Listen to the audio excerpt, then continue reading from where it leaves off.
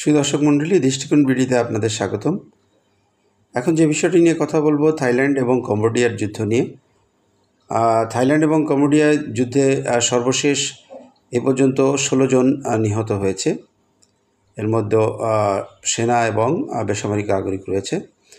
ইতিমধ্যে চায়না এবং যুক্তরাষ্ট্র দুই দেশকেই বলেছে উত্তেজনা প্রশমিত করার জন্য।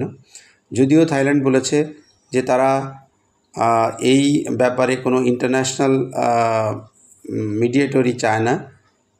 তারা চায় যে তারা এটা নিজেরাই আলাপ আলোচনার মাধ্যমে এটা সমাধান করবে। এবং থাইল্যান্ড অলরেডি কম্বোডিয়াকে জানিয়েছে যদি তারা এই যুদ্ধ আরও এই এসকেলেশনটাকে যারা বাড়িয়ে নিয়ে যায় তাহলে এটা বড় যুদ্ধে রূপান্তর হবে। এবং থাইল্যান্ডের ভারপ্রাপ্ত প্রধানমন্ত্রী বলেছে যে এখন আমাদের ন্যাশনাল ইউনিটি দরকার। ধন্যবাদ সবাইকে।